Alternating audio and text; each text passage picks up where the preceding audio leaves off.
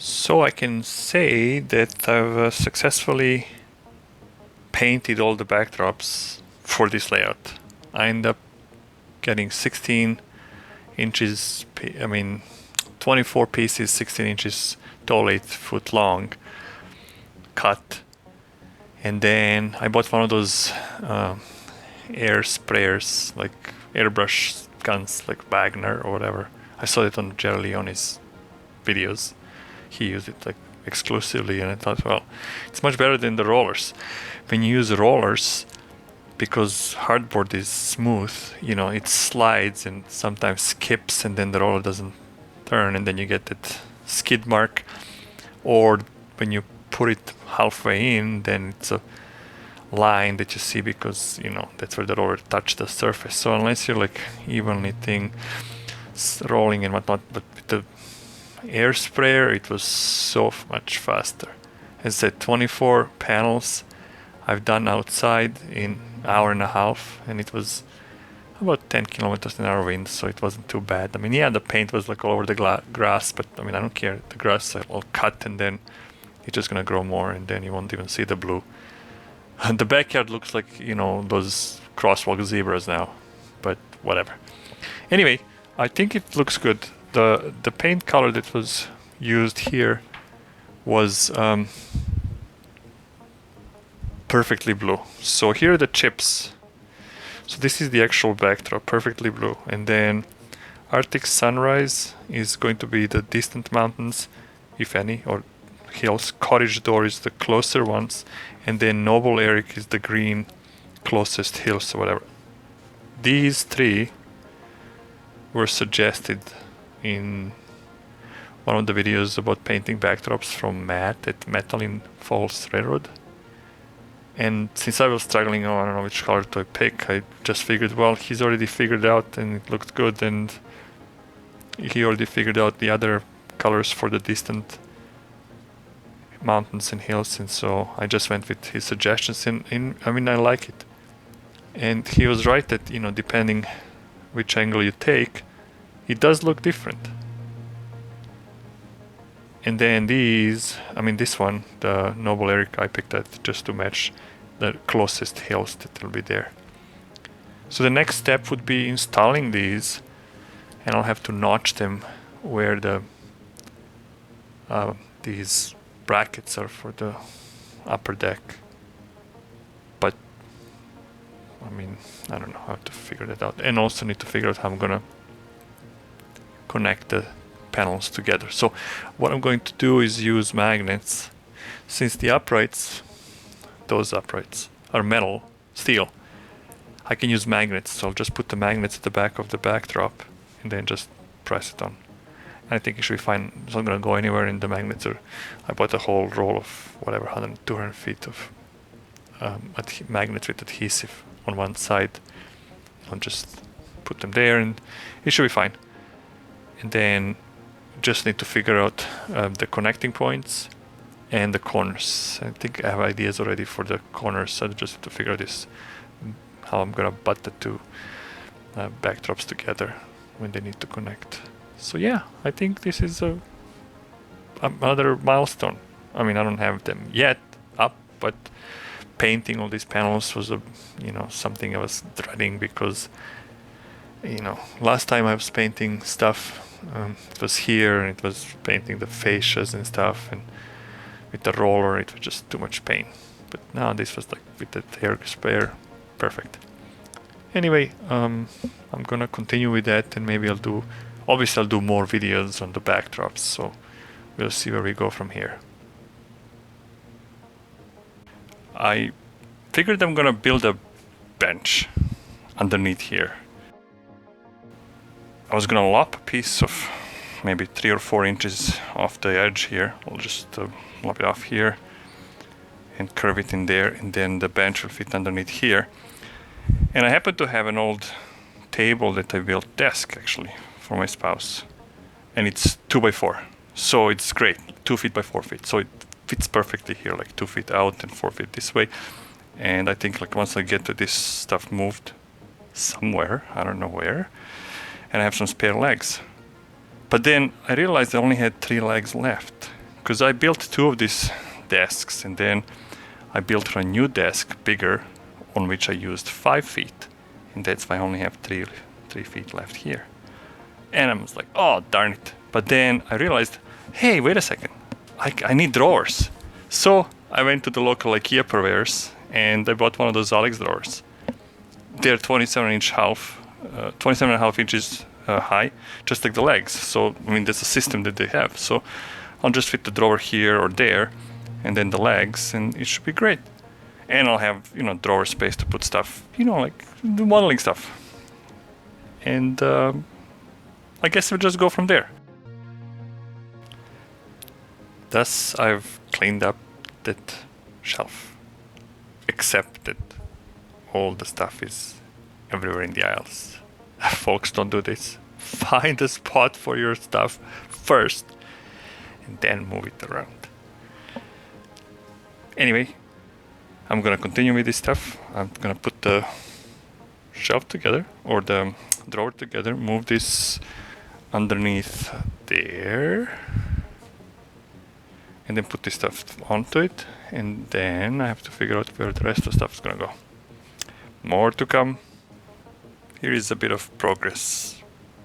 Just the shell of the drawer, the Alex drawer, and a mock-up to see what it looks like. But I just realized the desk's not... Whoa. Think safety. Stuff falls down. The desk is not level, and that's pretty off. Let's see if you can see a bubble. See that? That's just way too down.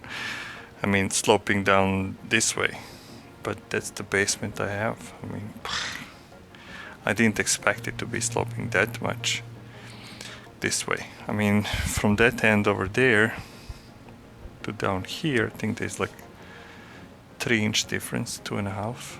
But you notice it in the ceiling. It's like going downhill this way. But this way is like much more pronounced. So I don't know. I don't know, is it better to put the drawer on this side or on that side? I'm not sure. I'll mock up the other side and then let's see what it looks like. There it is the other way.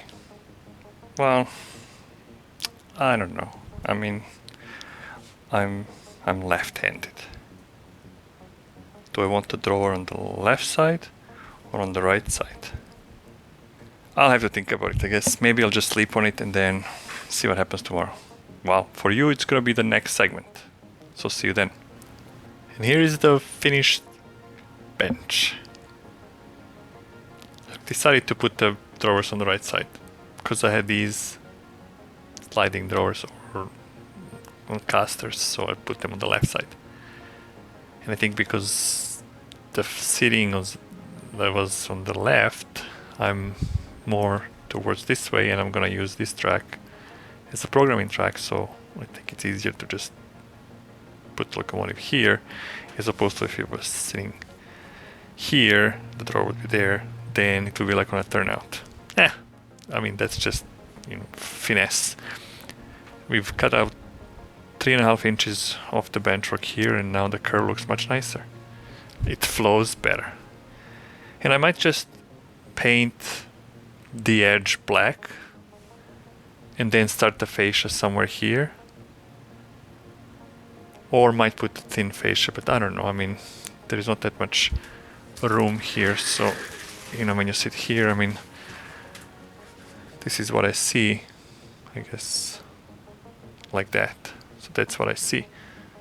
I think the visibility is good. I mean, maybe I'll just replace these turnouts with the other ones I have, the MP4s or whatever, the shorter ones, MP5. And then I still need to put a light, so it's nice and bright. I have to figure out which one I'm gonna use. Probably the same LED, temperature 4400 Kelvin, 4000, something like that, just so that it matches everything else. In any case, that's it for now. Maybe we'll have a next segment with something else, maybe not. Till then. Today we are putting the lights up. The upper deck / lower or middle deck lights. The lights will illuminate portion of the middle deck that's deeper than the upper deck, you know, like when the upper deck is inset and your lower deck is further out, then the lights will illuminate that and the upper deck. So I got the ones around here installed. There's a cable hanging over there. And then I have the ones on this side all the way down to the end of the aisle. And I can demo it. So all I can say is, oh my god, it's fun, it looks like a real layout. Don't have the valance yet. I have the light outside as well.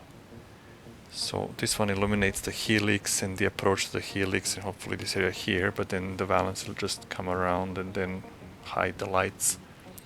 I'm still not sure whether I should use the hardboard or fabric.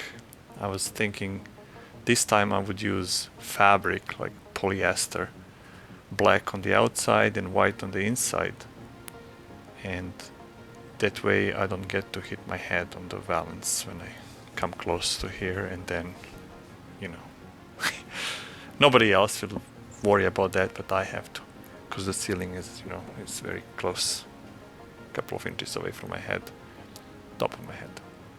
And in case, you know, I end up hitting the valance, well, it's fabric. Yeah, it just kind of moves out of the way. So that's what it looks like for now. And I'm gonna go outside and show you the helix. We just open the gate here. Whoop. And here is the helix outside. Sorry about the spider webs.